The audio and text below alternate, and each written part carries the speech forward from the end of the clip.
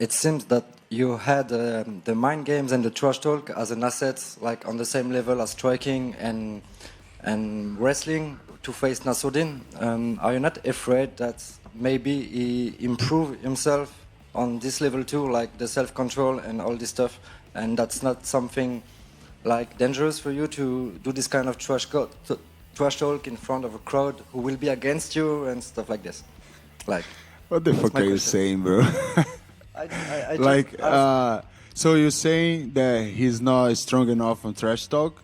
No. Is that he now maybe developing himself a little bit more? No, I think that for you and your team, like this mind games and this trash talk is part of the game plan.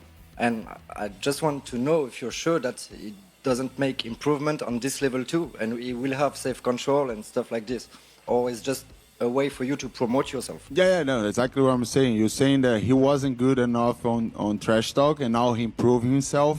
And if I'm afraid that he improved himself a little bit more, that's what I'm saying. I think, like, to be honest with you, this is just fight promotion. We need to make this entertaining to people to see this fight, and that's what we did. Before Nassourdine, nobody didn't even talk about him. He wasn't a guy that was talking too much on social media. He didn't have any kind of communication or anything like that. And I think he need to thank me because I made him do that. You know what I mean? So in the matter of trash talk, I think we didn't like disrespect ourselves in any moment. But the trash talk is just part of the business. You know, it's just part of the show. I think we wanted to make this fight even more entertaining than it will be. And people now want to see this fight so much. And I think our job is done. And right now, no more trash talk, no more talks, no more kidding, nothing. It's just me and him on the cage, try to kill each other, and the best man wins. Two quick question. Okay. How do you feel with the quick like the wake cut you did like 1 month ago? And then have you a precise prediction of how the fight can finish? Bro, I'm feeling very good. I was eating a lot of salmons right now outside here. I think I ate like 4 or 5 pizzas. Did you guys taste the salmon over here?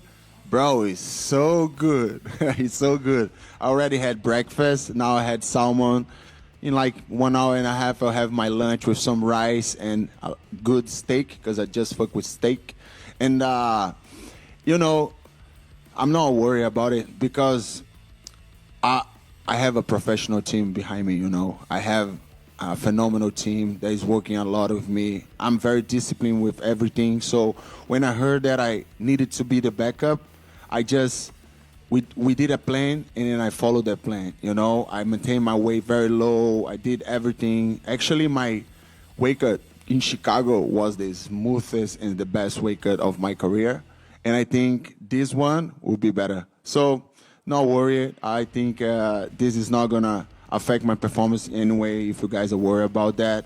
And if anything get out of my plan and I lose this fight, I will never say it was because of the weight cut. You know, it was just because Nassourdine was better than me in that night. But I don't think they will happen. And just the prediction of the fight? The prediction, 4th round finish. Among the 4 contenders, you seem to be viewed at the least legitimate, according to the polls and the media analysis. How do you plan to change that on Saturday? You say what? I'm the least legitimate? Yeah, maybe the 3rd, because you need this top 3, top 4 win. Oh, you're saying behind the 4 contenders on the UFC? And Nassourdine. I'm the least legitimate. It seems like that when we see the polls and the media analysis.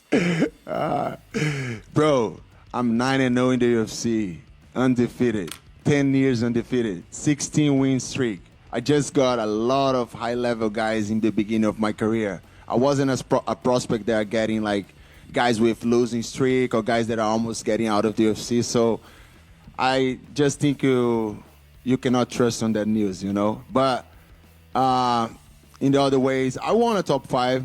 When I won from Cannonier, he was a top 5, and then I became a top 5. Now the division shake a lot, and I'm top 7, but doesn't care. On Saturday, after that, maybe on Tuesday, my name will be on number 2 because I'm beating Nassourdine Imavov.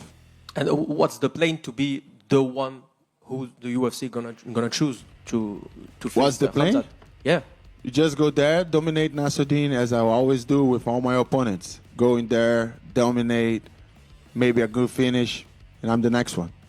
Last day, you did an interview where you said that nothing was personal. Nassourdine did the exact same thing, but he says that this was personal for him. How do you feel about that? And do you think it's an advantage for you or a disadvantage?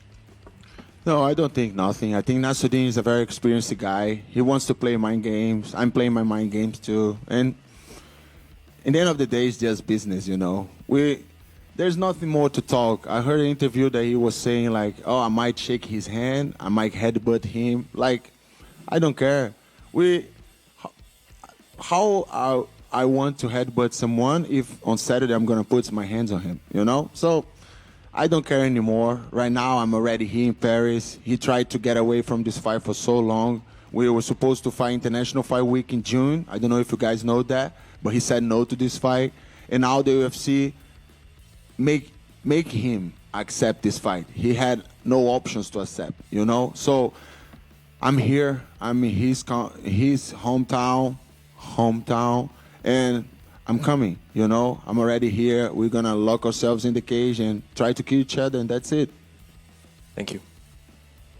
Hey, Caio, you're training this week at the MMA Factory, the former gym of Nassourdine Imavov. How did that come about? Actually, it was kind of a coincidence, you know. It wasn't on purpose, but there's a little bit of purpose, you know what I mean? But I'll be honest with you. Like, there's a guy on his gym that is from my hometown in Brazil, São Luís, Maranhão. He's from the same hometown.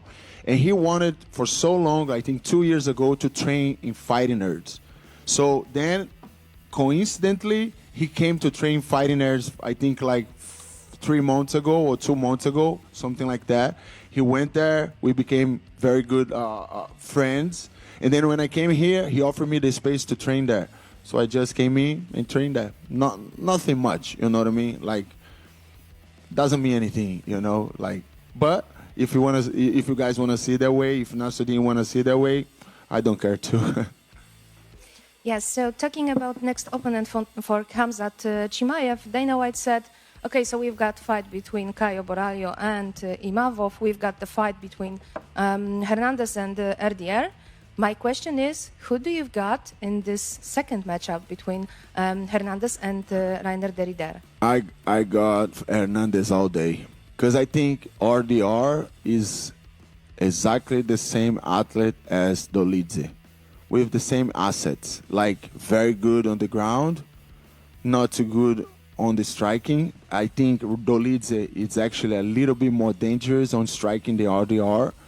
And but Fluffy knows how to stop these guys. He already showed. He respectfully with Dolidze, that is a nice guy, but he made Dolidze look like a kid in the park. Like, it was fucking easy. And he was like giving kisses, smiling, and you know, like he did a show. And I think it's gonna happen the same thing with RDR.